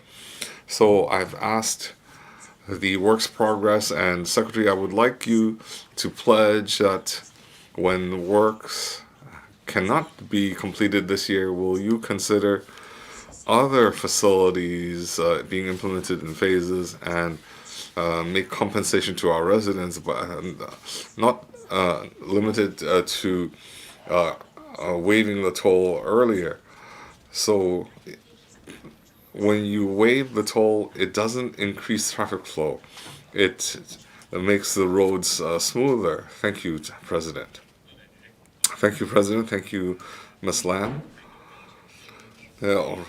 Our engineering works, we've consulted CEDD and relevant government departments. We're confident that TKO, LTT, and the CBL can be commissioned this year. So the other arrangements, I hope they won't be necessary. During the process, I'd like you to understand that Hong Kong is very crowded. Now, even though the government builds roads, bridges, and train networks, but travel demand is still high, and we encourage the public to use public transport. Currently, public transport usage is 90%, and we're leading in the world. And the people who rely on private vehicles, I hope in the Zhongguanou district, where there are 400,000 residents, we're very concerned.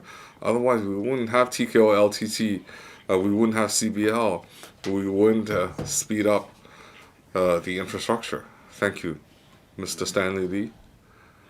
Thank you, President. In light of the government's response, he said that the Qingma Bridge toll was waived, but we're only talking about $3 waiving toll of the TKO toll.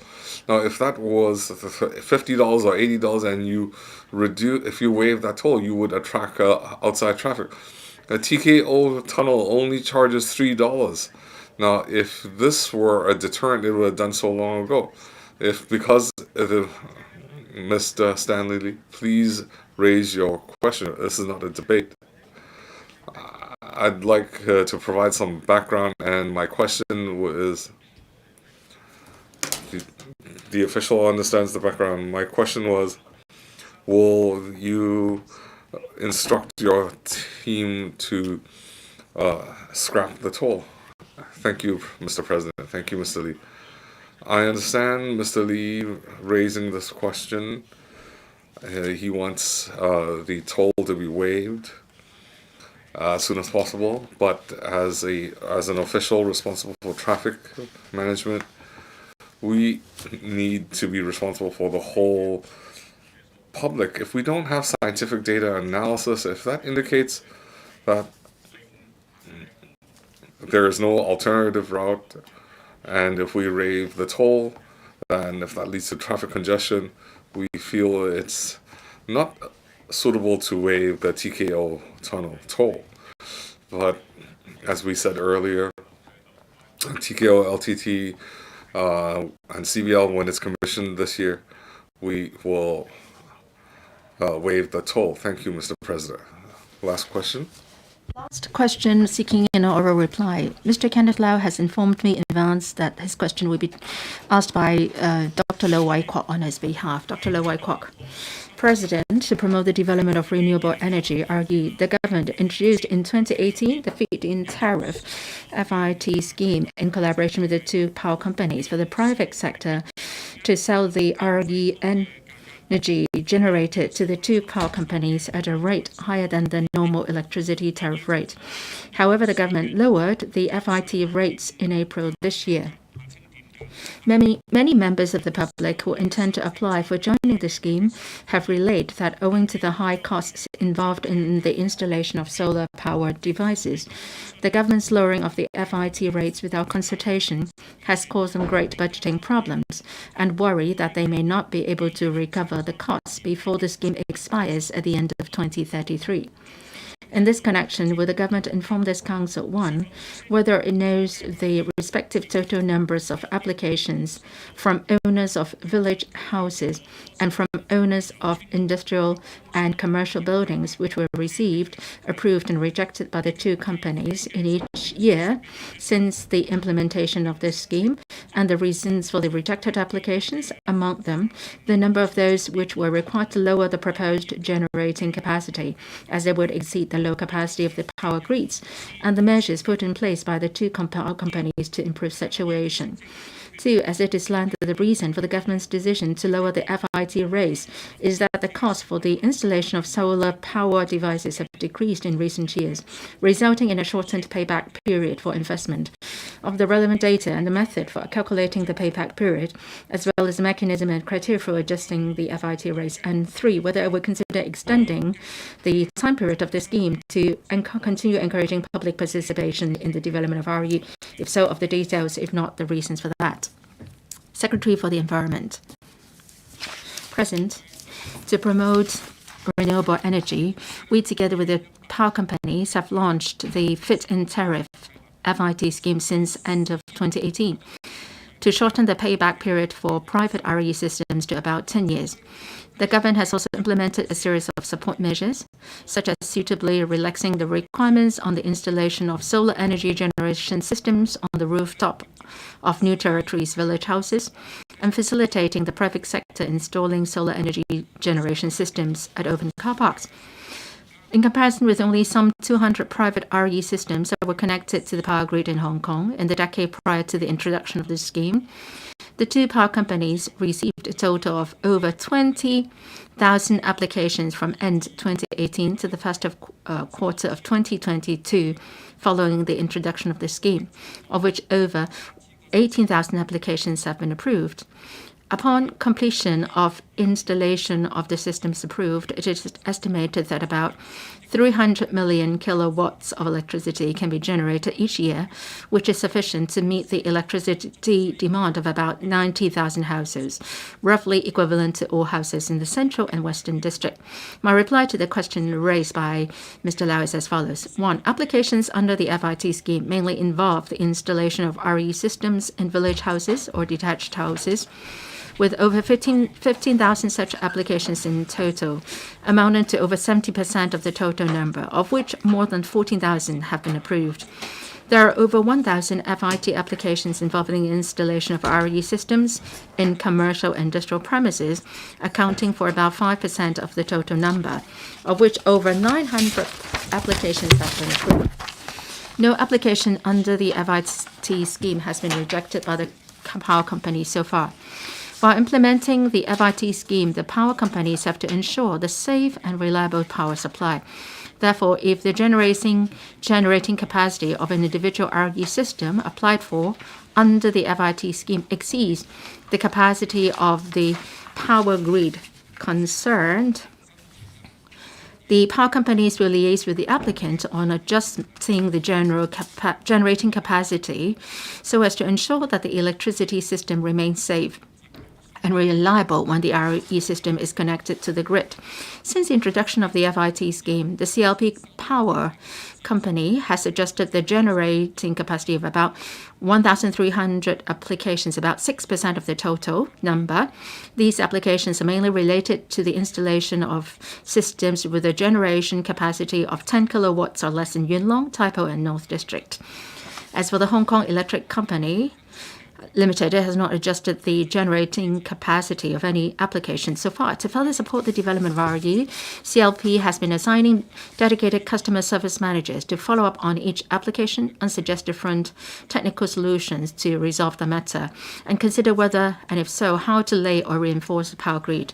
If the solution requires laying or reinforcing the power grid, apart from considerations on cost effectiveness and impact on tariff, the works and applications involved will be complicated and time-consuming. FIT applicants may choose to accept immediately a generating capacity at a level lower than that they have applied for, or wait until the completion of the reinforcement works, which will allow connection of their RE systems to the CLP power grid at the capacity level they have applied for. The two power companies will continue to explore different ways to flexibly increase the capacity of the power grid, enabling more systems to get connected to the grid so that the FIT scheme can be fully leveraged to facilitate the private sector in developing distributed RE. 2. To encourage early participation of those who are interested in installing RE systems, FIT schemes worldwide are all designed to offer better FIT rates to those who join the schemes in an early stage. Our country has also adopted a similar direction for RE development and has from 2021 onwards cancelled central financial subsidies for various newly constructed RE projects and implemented grid parity, whereby the FIT rates are determined according to the prices of local-fired electricity generation or through participation in market-based transactions. The government and the two power companies have completed the annual review of FIT rates recently, during which changes in the cost of installing and maintaining RE systems were considered. The FIT rates were adjusted downward from $3 to $5 per unit to $2.5 to $4 per unit to provide sufficient financial incentives while balancing the tariff impact of FIT.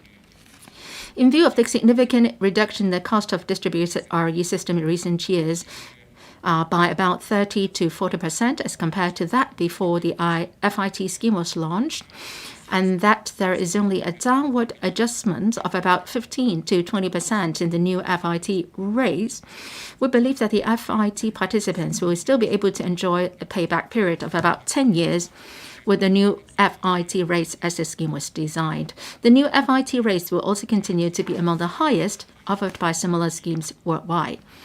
The new FIT rates can continue to provide sufficient and appropriate financial incentives, continuously encouraging various sectors to develop distributed RE systems. The FIT scheme is implemented under the scheme of control agreement signed between the two power companies and the government. As the SCAs run till 31st December 2033, FIT is offered throughout the project life of the RE systems that have joined the FIT scheme until the day when the term of the SCAs expires. As mentioned above, subsidies for RE have been gradually reduced internationally. From 2021 onwards, our country has cancelled the central financial subsidies for various newly constructed RE projects and implemented grid parity. Under this general direction, we believe that the chance of the FIT scheme being extended beyond the expiry of the SCAs in 2033 is slim. Yet the electricity produced by the relevant RE systems will belong to the owners of the relevant systems and can thus ease off the owner's expenditure on electricity charges. The government will review and adjust the measures on promoting RE from time to time, having regard to the actual circumstances to meet our target of increasing the share of RE in the fuel mix for electricity generation to 7.5 to 10% by 2035 and to 15% gradually thereafter, with a view to attaining the long-term goal of net zero electricity generation and carbon neutrality before 2050. Thank you, Chairman. Dr. Low Wai Kwok. President, on behalf of Mr. Kenneth Lau and family, I would like to declare that they have participated in the FIT scheme. The intent of the FIT was to provide economic incentives to the public to take part in RE development. Before adjusting downwards the FIT rates, the response was very enthusiastic and achieved good results. Without consultation, the FIT rates were lowered and dampening people's incentive of installing RE devices. The government's measure make it difficult for us to achieve the target set out in Climate Action Plan 2050 and slow down the progress of achieving carbon neutrality. Has the government assessed the impact brought by the lowering of the FIT rates? If the number of participants reduces, would you consider adjusting the FIT rates again, adjusting it upwards? Thank you, Dr. Low, for Mr. Lau for following up on the relevant issues. Let me make 2 points. First, worldwide. Different countries and places, including our motherland, have implemented FIT. We adopt a similar approach. It will not be because of the latest measure that we are actually cutting down our efforts on cutting down on carbon emission. And we would like to promote the development of the industry on installing or producing solar panels. Compared to several years ago, there were 200 such projects. Now it has increased by 10 times to 20,000. So we would like to ensure the sustainable development and competitive pricing of the relevant products. And even after adjusting the FIT rates, we are confident that the development will be healthy. And among different countries in the world, our FIT rates are still the highest. So it will not dampen our efforts in decarbonization. We try to balance ensuring that there is a stable tariff and also the development of the FIT system. In the past month, compared to the days before the adjustment, actually the number of applications has not decreased but rather risen. When we launched the policy at the outset, we also said that we would be adjusting the FIT rates gradually, and we will try to ensure that the payback period is around 10 years. Now the products have got cheaper, so it's the right time for us to adjust the FIT rates. And we will be able to achieve our goal of cutting down on carbon emission. Ms. Chen Yip-ming, thank you.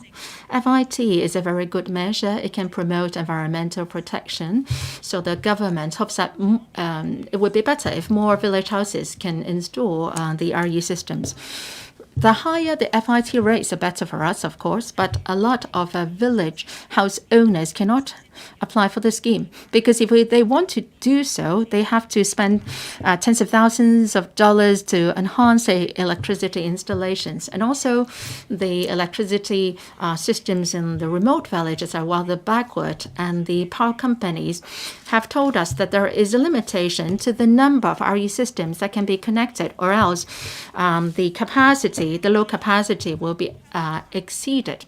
If the government would like to promote solar power development in village houses, will you talk to the power companies to improve the situation so that more village house owners can install solar panels in village houses? Thank you, Ms. Chan. Ms. Chan is, of course, very familiar with the setting in the rural areas and how they can develop RE systems to help decarbonization in Hong Kong. Like what Ms. Chan said, in some villages, the power grids may be relatively weaker. And if a lot of villages would like to install solar power devices, the stability of power supply may be adversely affected. It is exactly because of this that in the main reply, we said that we would ask the two power companies to work together with the village houses. There are two aspects. For existing villages, we would like to help village houses to install solar panels. So at the same time, we are asking the two power companies to reinforce the power grid in various villages so that these power grids can support the solar panels in village houses. So we see eye to eye with the legislator on that. We would ask the power companies to strengthen their work in this area but then the power grids in villages differ. So they have to take a detailed look at the situation of each individual village. They will have to be looking at the power grid. Some of the power grid may go through private landlords. So if they have to reinforce power grid, that may take time. So I hope that you can appreciate this difficulty and support our two-pronged approach. If the power grids allow and the villages have consent, then we can work on them first. And then at the same time, we will work together with the power companies to reinforce the power grid and strengthen the relevant infrastructure network. Dr. Janice Ho. I'm happy that the FIT scheme was launched in 2018. I think I can claim credit for it because at the Environmental Affairs Panel, we have passed a non-binding motion to urge the government to remove barriers to allow village houses to install RE systems. So today, the Secretary said that around 15,000 villages village houses have made the applications, amounting to 70%, and 18,000 projects are producing 300 million kilowatts. If you talk about $4 per unit, then it amounts to $1.2 billion each year. This is a good measure, and we should continue with it. You said that you're talking to the two power companies about the expiry in 2033.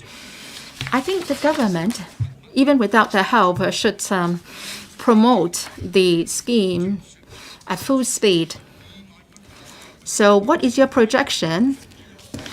Will the number double from 20,000 now? Do you have any indicator or target? Thank you, Dr. Ho, for your support. Like what Dr. Ho said, when we drew up the policy, unlike overseas countries, we are not just offering TIF rates several times more than the normal tariff. We're mindful that space was limited in Hong Kong, and you have urged us to talk to the Development Bureau to remove the barriers, and then the village houses can erect structure up to, say, erect a device up to 2 meters high, so on. So 3 out of 4 applications come from, say, village houses or detached houses. So we appreciate your support. Looking forward, what will be our projection? There are challenges. Well, let's take a look back at what happened. The program has been in place for 3 years or so. We see, that the growth has been linear to a certain extent, so to speak. So that's our experience in the past 3 years. we would be able to achieve a payback period of 10 years despite the downward adjustment of the FIT rates because, the products have got cheaper. So we are optimistic about our future prospects. We can maintain our growth rate. But then, of course, there are variables, and we look forward to your support of the initiative. Let me say this. FIT, the earlier you participate, the better. So Dr. Ho and other members, so if you have an appropriate project, please take part as early as possible. So that means you will enjoy the FIT rates for a longer period. Now, we have gained a lot of experience in the past 3 years, and I hope that you can continue to support our scheme. We also encourage innovation. So for this year, when we adjust the FIT rates, we talked to the Development Bureau on how the multiple uses can be put to a single place, and that we can put in more solar panels. And we have, in relation together with the Development Bureau and Building Department, to encourage solar panels to be installed in public or open car parking spaces, which can also serve as a shelter. Now, we have received several dozen requests about this new measure for individual open car parks. We hope that we can receive enthusiastic response. Mr. Stephen Ho, thank you, President. Members of the public think that this FIT scheme is a very good one. When we launched the scheme, it seems that the message was quite simple, and we would be receiving $3 to $5 in TIF rates per unit. So there are different packages, and so their view is that it's going to be a simple arrangement. So they have not considered the sort of dialogue and discussions between you and the two power companies on the changes in the tariff. So the government should do more explanation. So as what Mr. Wong said, the earlier you participate, the better. So can you tell us whether the $2.5 will be further lowered, or is there any room for increasing the rate? Thank you, Mr. Ho. The intent of the policy is that without the subsidy, the payback period can be, say, several dozen years. And the lifespan of such solar panels is just some 20 years. And in the past, why was that so little investment into such projects? Because the payback period is too long. So the overall policy aims to keep the payback period, say, at 10 years. So if you look at other places, the TIF is getting lower because the relevant products are also getting cheaper and cheaper. So going forward, the FIT rates are bound to be lowered. Well, 10 years ago, the country launched the scheme. And now, well, the FIT rates are lower than the normal tariff rates.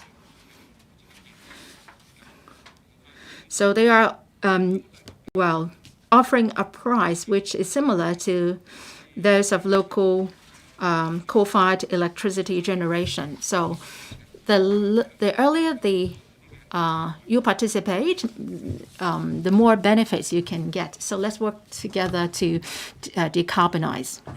Government Bill, first reading. Inland Revenue Amendment Tax Concessions for Certain Shipping-Related Activities Bill 2022. Second reading. Secretary for Transport and Housing. Mr. President, thank you. Thank you, Mr. President. I move the second reading of the Inland Revenue Amendment Tax Concessions for Certain Shipping-Related Activities Bill 2022. The bill seeks to amend the Inland Revenue Ordinance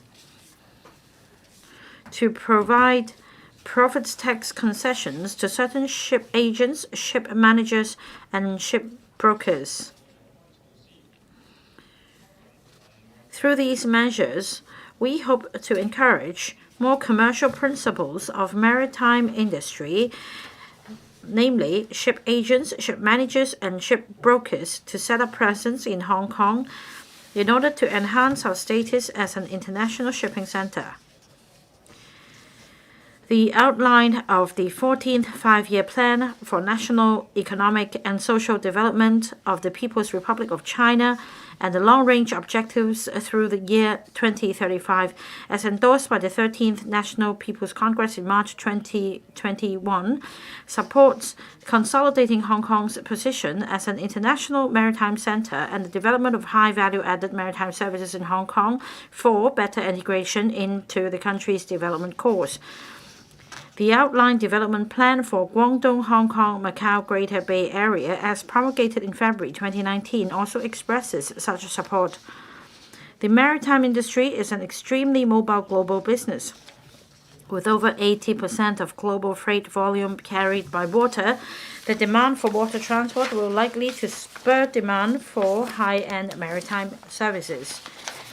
With the shift of the global economic center of gravity from the west to the east, and with the major contributor to ship-owning activities coming from Asia, maritime services are expected to see robust demand from Asia.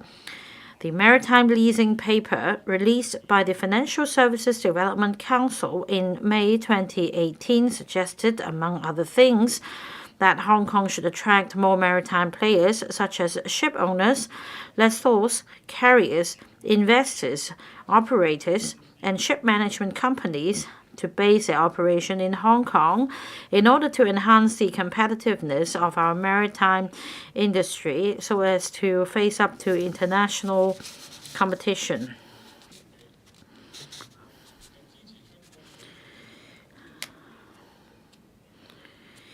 Ship agents, ship managers, and ship brokers are important players in supporting Hong Kong's status as an international maritime center.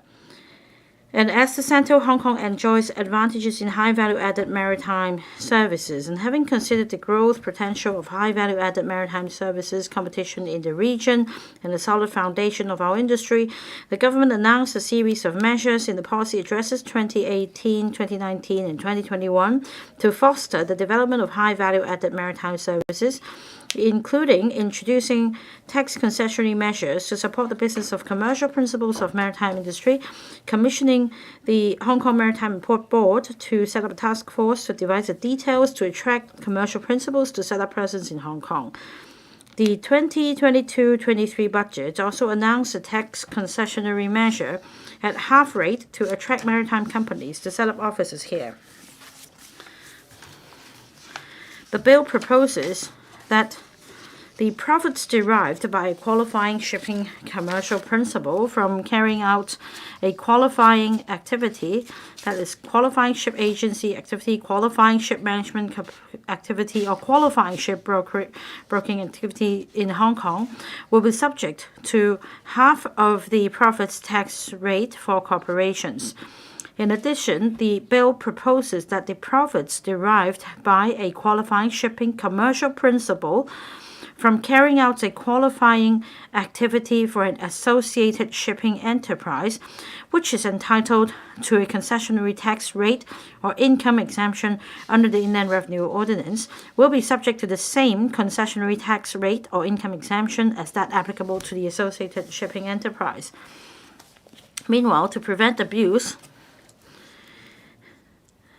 anti-abuse features have been incorporated in the bill, such as entity-based approach, central management and control requirements, substantial activity requirements, arm's length principle for transfer pricing, main purpose test, and anti-tax arbitrage rule to safeguard the integrity of the tax system and comply with international tax rules. As the OECD is developing new international taxation rules and principles to deal with tax abuses, we have included the substantial activity requirements in the bill. That is, a qualifying shipping commercial principle should meet two requirements, namely, employing an adequate number of full-time qualified employees in Hong Kong and incurring an adequate amount of operating expenditure in Hong Kong so as to ensure that the tax concession will only benefit substantial entities with core income generating activities in Hong Kong, with a view to achieving the policy goals of stimulating the economy and creating jobs. Mr. President, we have fully considered the industry's views and international taxation requirements in drawing up the bill. The government consulted the panel on economic development on the proposed tax regime on the 25th of April. Members showed general support to the proposal and expressed that the proposed tax concessions would help raise Hong Kong's competitiveness as an international maritime hub. And there is also support from the industry as they believe the measure would make our place more attractive. I urge members to support and pass the bill as soon as possible to implement the new tax regime. It will drive the development of ship agencies, ship management, and ship brokerage in Hong Kong. It will also drive up demand for local maritime and various professional services. It will bring business and jobs to the maritime industry and other associated enterprises, and further attract maritime institutions of various nature to set up their operation in Hong Kong. We can then create synergy and bolster Hong Kong's status as an international maritime center. I so submit. Thank you, Mr. President. I now put the question to you, that is, that the aforesaid bill be read the second time. In accordance with the rules of procedure, the second reading debate is adjourned and the bill is referred to the House Committee. 本會恢復2022年 This council resumes the second reading debate on the Employment Amendment Bill 2022. Honorable Yong Hoi-yan, Chairman of Bills Committee on the bill, will first address the council on the committee's report. President, I am speaking as the Bills Committee Chairman and will report our progress. The Employment Amendment Bill 2022 objective is to employ Employment Ordinance Cap 57 regarding a day on which an affected employee is subject to any restriction on movement imposed under the Prevention and Control of Disease Ordinance Cap 599 as a sickness day, and to provide for sickness allowance to be paid to the affected employee under certain circumstances. And B is to provide that it is not a valid reason to dismiss an employee or vary the terms of the employee's contract of employment on the ground of the employee being an affected employee. And C is to provide that it is a valid reason to dismiss an employee other than an employee that falls within a specified category, or vary the terms of the employee's contract of employment if the employee refuses to produce proof of vaccination after a request is made by the employer. Now, the committee in principle supports the recommendation, but regarding items 1 and 3, we have some concerns. Regarding the definition of sickness day and enjoying sickness leave pay, members have noted that anybody who is using a rapid antigen test, if they have a positive result, that is deemed a positive case, and they should declare that they are infected and download the quarantine order. Their close contacts can also download the quarantine order. So it is of concern that there might be some abuse of the system, and the quarantine order is determined to be 14 days, but according to current arrangements, the affected person needs to have received 2 vaccinations, and on their 6th and 7th day, they need to have a negative test result. So the quarantine order will expire. The sickness day will also expire. So committee members have asked that under the privacy ordinance cap 486, Is the employer allowed to provide the Leave Home Safe app, the records, and the government has expressed that the records, travel records, might not be deemed necessary, and it cannot be